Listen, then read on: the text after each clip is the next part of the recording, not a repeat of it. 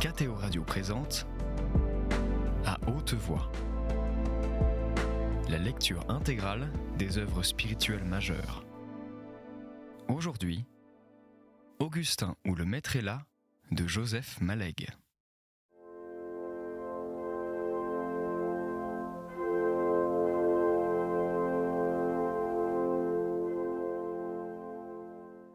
Les intellectuels ne remplissent guère que par l'imagination les formes trop spacieuses de la vie. C'est ainsi que Balzac était grand homme d'affaires, grand industriel, grand avoué et nabab. Que toutes ces choses existassent hors de lui et inatteignables, qu'importait à Augustin. Elles existaient. Et où était Dieu là-dedans ? Une vraie tentation d'après les crises de foi n'était pas, il le voyait bien, l'appel puéril des marguerites, mais la force et la beauté d'un monde que la puissance humaine développait toute seule, sans l'aide de Dieu. Le vent tiède de la semaine sainte lui soufflait quelques gifles de pluie. Des automobiles projetèrent obliquement, de chaque côté des allées cavalières, l'eau tombée sur la chaussée. Le mot de Romain Rolland, « La vie dépasse Dieu », qu'il avait méprisé jadis et jugé inepte, lui revint en mémoire et se vengea. Dieu, qu'espérons-nous rencontrer sous nos mains, dont nous puissions remplir ce mot démesuré ? Nous y mettons de pauvres objets grêles, des vérités morales de sens commun, du mysticisme de couvent, rien de l'immensité des choses. Glaciale cause première, chassée des libres déterminismes humains, l'infinitude des sciences expérimentales et la riche complexité de l'action la dépassaient également. Il trouva qu'il avait avancé depuis la veille sur le chemin de l'agnosticisme. Dans le balancement habituel de ses pensées, l'impartial contradictoire se présenta à lui. Boutroux paraphrasait d'habitude en un sens anti-idéaliste ce vers de Goethe : « Tu crois que ce qui est, c'est ce que tu conçois. » Mais cette contradiction pendait, il le sentait bien dans le vide. Augustin se dit qu'il avait à peine le temps de rentrer, eut des désirs de taxi-auto. Il commençait à cette date à circuler dans Paris. Se railla de ses goûts de luxe et sauta dans le tramway jaune. Chemin faisant, il pensa à la distinction désarmée des siens, aux antipodes de celle-ci, et non moins grande, se rappela brusquement son père et sa légère défaillance de santé. Espéra qu'aucune éventualité fâcheuse ne se produirait pendant son absence, mais se promit d'écrire dès ce soir les dates du voyage et le nom de l'hôtel. Le lendemain, vers 9h, un pli porté à la main lui fut remis.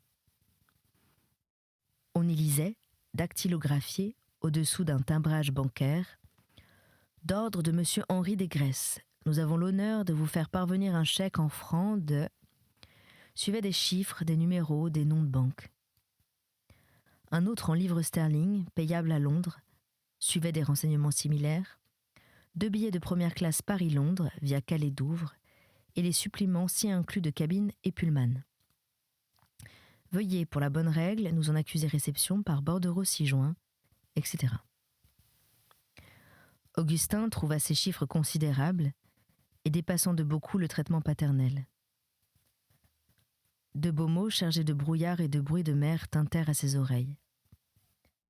Il décida de prendre le taxi convoité la veille pour gagner du temps, débarqua sur les boulevards, devant un immeuble de grande banque qui lui parut babylonien, pensa que c'était la première fois qu'il encaissait un chèque, erra sous des voûtes d'une hauteur de cathédrale et d'une couleur de veau d'or, fut envoyé après un périple fort long à l'un des guichets jouant le marbre où il lut « Disposition à payer » sur un registre à colonnes et à chiffres. Il s'étonnait que les caissiers s'occupassent des dispositions morales de leurs débiteurs et leur donnassent des notes comme en classe, lorsqu'un monsieur lui cria « Daté, signé au dos, mettez pour acquis ». Ce faisant, il se sentit nager au cœur des complications économiques. Comme il classait ses billets de banque avec la prudence des bonnes gens du Cantal, ses yeux se portèrent sur des sortes de dictionnaires rattachés par une chaînette à de hauts pupitres pour écrire debout. Ouvert, le volume montra ce qu'il était, un annuaire financier. La page donnait la liste des présidents de conseil d'administration, des valeurs admises au parquet. Il chercha des Graisses, né à Lyon, le... Il fit le compte de l'âge. C'était 51 ans. Suivaient des signes de décoration, de nombreuses autres abréviations et le titre « Ingénieur des mines ». Puis des adresses à Paris, à Lyon et des noms de châteaux. L'adresse de Lyon ne lui dit rien. Derrière l'indication « Régent de la Banque de France » venait un cliquetis de mots inconnus. Banque de Lyon et de Genève pour l'industrie électrique. Banque hypothécaire franco-algérienne. Banque du Congo belge. Énergie électrique Rhône-Alpes. Distribution électricité lyonnaise. Gaz de Lyon. Énergie électrique Marseille-Nice et littoral. Produits chimiques et bauxite. Énergie électrique algérienne et coloniale. Autant de terrae incognitae. Y figuraient aussi des références à des conseils d'administration de 2 ou 3 très grandes banques, des charbonnages français, d'autres belges, des mines de cuivre du Congo belge, un des grands réseaux de chemins de fer français, et quelques autres où se lisaient des noms de ports et de territoires canadiens. Augustin ferma le livre et le mit en place. Il revit le froid et attentif visage si calme, l'air de fine autorité pesante, et aussi le regard concentré, triste et persistant dont il entourait Madame Desgraisses des Sablons. Il conclut que les annuaires financiers ne savaient, au fond, pas grand-chose. Quelques lettres aux enveloppes simplettes, de papier pauvre et bleu, de format dit commercial, partirent presque tous les soirs du Cantal, dans les premiers jours de l'absence. Les irrégularités postales firent qu'Augustin en reçut plusieurs à la fois. Il les lisait toutes au breakfast, dans la salle à manger du Savoie, d'où dégringolaient des terrasses devant son porridge, son jambon d'York, ses fruits de Californie, sa confiture d'orange, son haddock et ses œufs pochés. Sur les jardins du fastueux hôtel étagé jusqu'à l'Embankment, sur la large Tamise gonflée, sur les paysages industriels de la rive sud, les briques jaunes des bâtiments en faux gothique et la masse de Waterloo Station riaient le délicat soleil de l'Angleterre. Au de face du Savoie, côté fleuve et côté Strand, glissait à bruit doux la vie du grand Londres impérial, d'un mécanisme huilé et somptueux. Les lettres étaient cette fois écrites par sa mère. Tout le monde allait bien, sauf papa, toujours souffrant. La préoccupation de ne pas effrayer les enfants, de représenter tout avec douceur, de ne pas assombrir le voyage, se fut peut-être montré dans ce texte, pour des yeux critiques et pessimistes.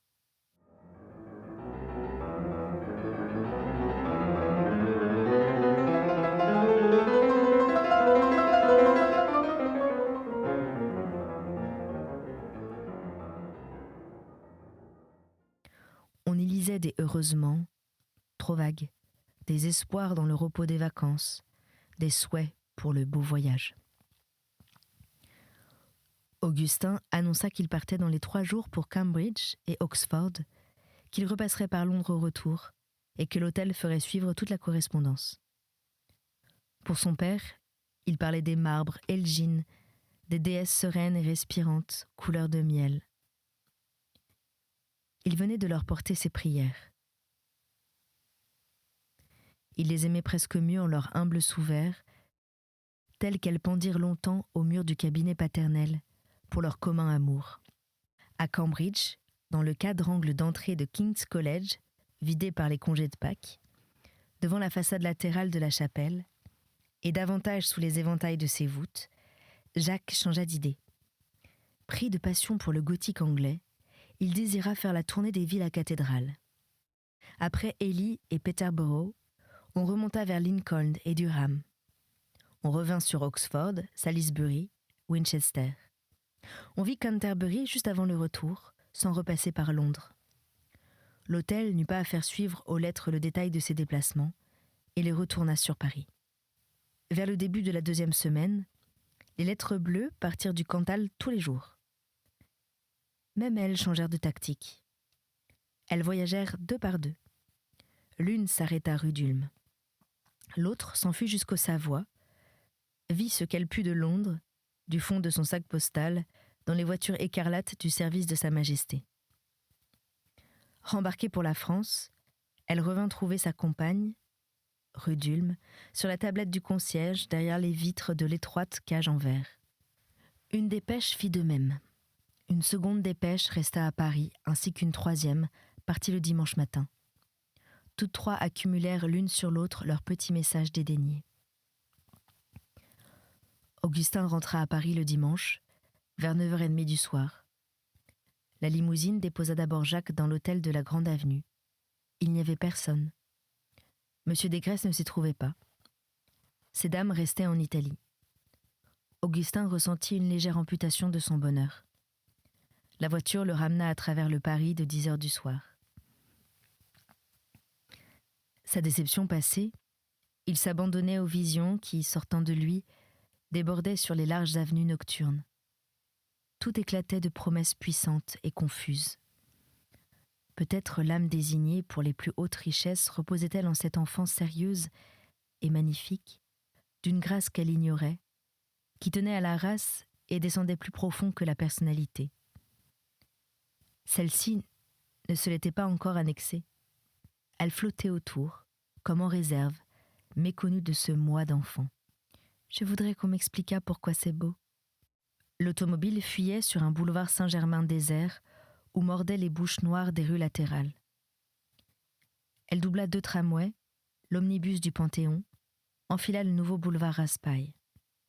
Mais là, le chauffeur se trompa, longea le Lutetia, tomba rue de Vaugirard, où un fardier le ralentit et le força de stopper devant l'Institut catholique. Il dut rouler lentement quelques minutes derrière le fardier. La lourde chapelle Louis XIV, d'une masse écrasée, déversa tous ses secrets administratifs et mystiques sur Augustin en plein rêve. Elle eut le temps de le baigner d'amertume et de rancœur, de le rendre au souvenir de la douloureuse nuit. Il s'agaça de l'enfantillage. Contre qui cette rancune ? Contre toute la masse de son ancienne vie pieuse, qui n'avait pas su le protéger ? Mais qu'est-ce que la vie de Dieu dans l'âme ? Si la Bible est le champ clos des lois historiques, l'âme est celui des lois psychologiques. Ni l'un ni l'autre n'atteint l'absolu. Aucune rancune contre l'inconnaissable, ni de rêverie parmi les brumes. Dans ces reflets d'émotions passées, pareils à des photographies de mortes, trop de douleurs se cachent. Augustin n'en remuerait pas volontiers le souvenir. Tout est maintenant bonheur, convalescence, repos. Il sauta de voiture, prit son bagage, franchit la cour et le vestibule, avança la tête dans la petite cage en verre et trembla devant son courrier. Des lettres dont il ne compta pas le nombre, par terreur d'en voir autant, et 3 dépêches posées sur elle. Raide d'attente, et ses mains engourdies, les fibres de ses muscles devançaient l'intelligence, pressant une horreur que celle-ci ignorait encore. La première dépêche portait « Obsèques, lundi, 9h ». Une autre « Très malade, urgent, revenir ». La troisième « Père pieusement décédé cette nuit, 11h, tendrement uni dans prière ». Toute sa pensée demeurait impénétrable à ces nouvelles, désensibilisée et comme durcie de cocaïne. Le vestibule, le gaz qui tentait ainsi que d'habitude de monter l'escalier du directeur et s'arrêtait au tournant, la porte du parloir restait inaffectée, immobile, tout à fait comme à l'heure ordinaire, quoique pas très sûre de leur assiette, dans un paysage qui commençait de devenir tourbillonnant et vertigineux. 2 choses étaient en conflit dans son cœur. Le tissu des environnements, accoutumé, si naturel et si doux, et l'innommable horreur, qui, perçant son chemin à travers ces vieilles choses stables, devenait le réel, ne l'était pas encore. Aucune souffrance positive, rien qu'un coup à assommer, une sorte de suffocation, un temps mort. jusqu'à ce que montât enfin des profondeurs connexes du corps et de l'âme, souveraine et ravageante, l'onde de douleur qui avait impassiblement pris tout le temps nécessaire à se former. Augustin sentait une gêne intolérable, comme d'habits trop courts, d'un col sanglé et étranglant. Tandis que gonflait en lui une houle de cris sauvages, il devait se taire et ne pas crier. Ces lamentations de démence, qui sont justement une soupape contre la démence. Défense de leur donner issue. Ordre de les rejeter à l'intérieur. Rien de cela n'était public.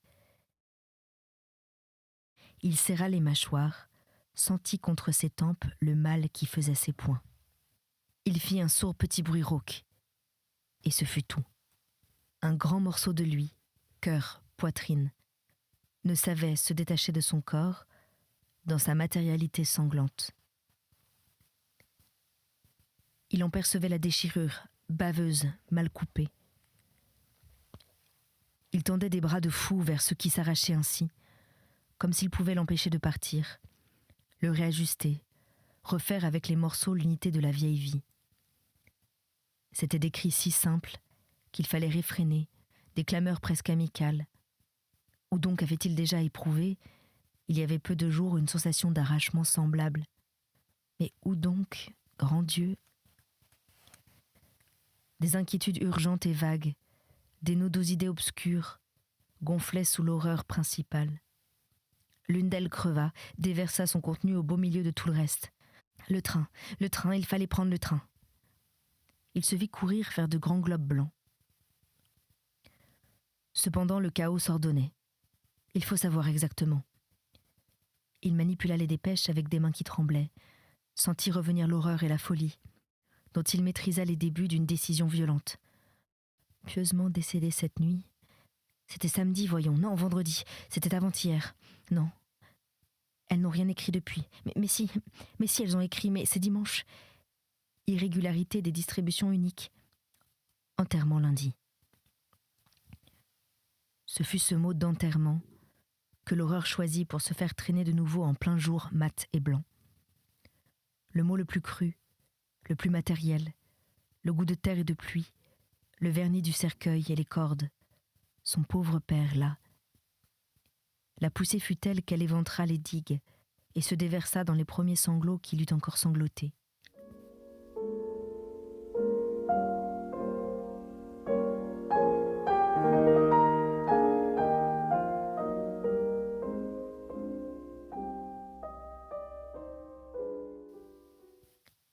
L'idée d'un refuge le traversa. Le même coin du parloir où il avait pleuré sur les rideaux, dans l'enivrement de son ancien triomphe. Il y put crier à l'aise, taper du pied, pleurer longuement sous la vieille poussière. Le souvenir du chemin de fer lui sauta à la gorge. 10h15, il fallait partir. L'heure de l'express de nuit, il n'en savait rien. Il courait sa chance. L'argent, le reste du chèque français était là, heureusement. Gratitude. Sentiment d'une grâce matérielle, comme un cadeau du ciel, dans la naïveté d'autrefois. Ou donc déjà cette chance d'avoir trouvé de l'argent à point nommé dans sa poche? Le restaurant, VV, dérision et honte.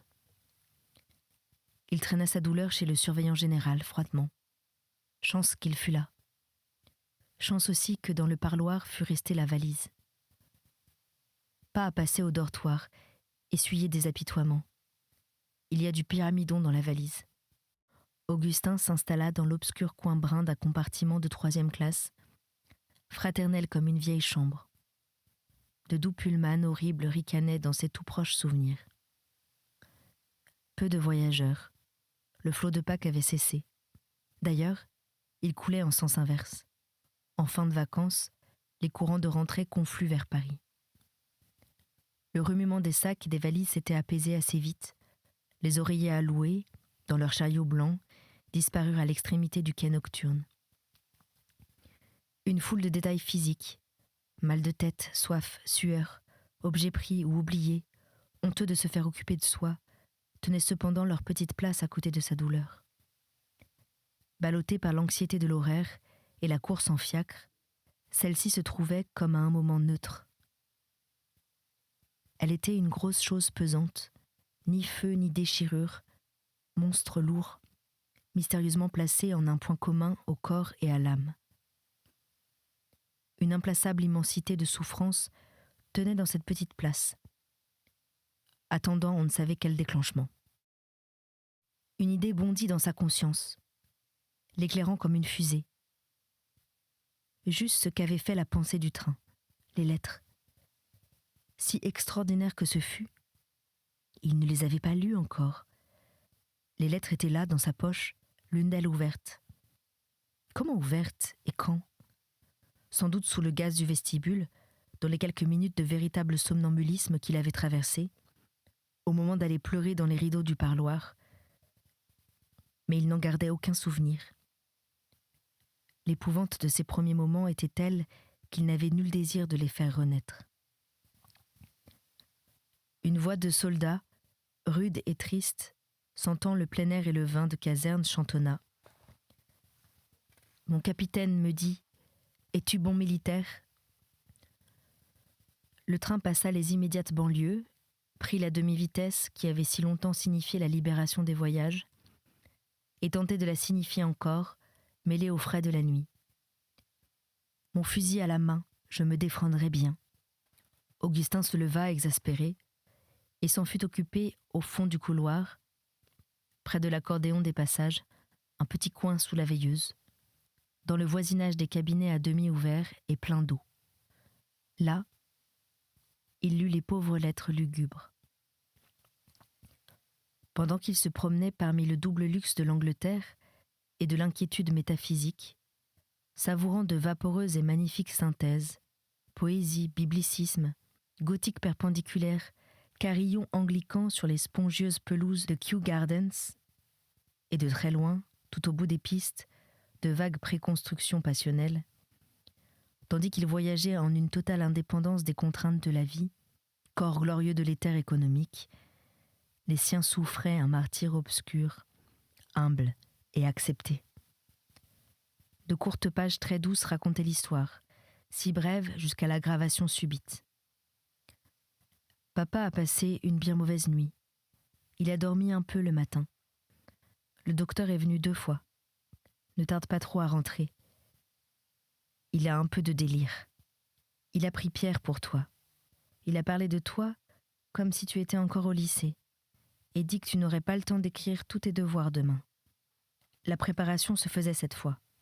Elle rendait vraisemblable la nouvelle, lui rapportait le passé qu'elle n'avait pas eu jusqu'ici. Les événements revenaient du néant. Le temps les rendait l'un après l'autre comme des noyés. Augustin comprenait, mettait les choses ensemble. Elles s'engendraient, se ramifiaient, constituaient peu à peu cet arbre d'où, comme le plus naturel des fruits, tomberait la mort. Nous sommes angoissés. Papa, comme tu le sais, ne communiait jamais. Maman n'a jamais su depuis combien de temps il ne faisait plus ses Pâques. Prie bien pour lui, mon cher Augustin. Prie bien pour nous. Heureusement, maintenant, il ruisselait de larmes. Il se mouchait, toussait, éternuait dans ses sanglots sans témoin, au coin du wagon brun ocre. Personne pour le gêner dans cette besogne, qu'on ne fait bien que seul. La douleur pouvait écraser de toutes les pressions possibles son pauvre cœur. Les larmes étaient là, maintenant, salvatrices. Aucune plaie supplémentaire qui n'en fût une source. Il pleurait à pleines joues, sereinement. Certains détails rendaient des sons à part, dans le grand hurlement de la souffrance. Il apportait leur douleur spéciale, inconfondable, parmi tous les coups de couteau dont il sentait le fil. Depuis notre dernière lettre, papa était extrêmement faible, mais il se reconnaissait bien mieux. S'il était ici, a-t-il dit de toi, je ne pourrais le voir mieux que je ne le vois maintenant. Maman a proposé de faire revenir l'abbé B. C'était lui qui avait succédé à Amplepuis. Papa a bien voulu. Il a reçu l'extrême onction en pleine conscience. Il a communié. Il a prié avec nous. L'abbé vient de sortir, il y a une demi-heure. Papa s'est assoupi. faire revenir l'abbé B. Où donc a-t-on dit qu'il était venu déjà ? Mais Augustin se sent incapable de partir à la recherche de cet événement dans la sinistre série de lettres. D'ailleurs, c'était l'une des dernières phrases de la dernière lettre. Elle venait juste avant les prières et les détresses terminales. Écrit le vendredi soir, c'était bien cela. Et puis, la dépêche, décédé pieusement cette nuit, 11h. Il lui semblait avoir atteint provisoirement le fond de ce chaudron de souffrance. La pensée ne lui venait pas que c'était un palier entre deux tournants, et qu'il aurait besoin, au cours des prochains jours, de bien d'autres paliers semblables. Il se croyait parvenu à une sorte de paix désespérée. Un précaire équilibre commençait maintenant de s'établir entre le réel modifiable et l'inadaptation de ses désirs. Le niveau de ceux-ci baissait, d'un glissement doux, sans pression, ni bouillonnement, ni rupture de pente. Il n'était plus de désirs, mais de simples évocations, des cris devant des images. Il ne voulait plus, il se rappelait seulement. De violents souvenirs venaient de tous les passés où s'était trouvé son père, avant les années de fatigue et de semi-vieillesse, le temps des thèmes latins, les voyages au lycée, plus loin encore, les matinées de neige, de catéchisme et de chocolat. Et puis d'autres moments aussi, de ce présent savoureux qu'est l'enfance, ce que les adultes, faute d'autres mots, appellent sa fraîcheur. Tous les souvenirs religieux faisaient corps avec eux, s'y trouvaient associés, acceptés. Tout se fondait dans l'ingénuité de la foi d'une adolescence frêle et pleine de Dieu. Il tendait les bras vers ce double passé. C'était À haute voix, une émission de KTO Radio. Aujourd'hui, Augustin ou le maître est là de Joseph Malègue. Lecture, Anne-Céline Pellarini. Captation et réalisation, Aymeric Plouinec et Thibaut Dagalier. Une émission disponible en podcast sur ktoradio.com et sur l'application KTO Radio.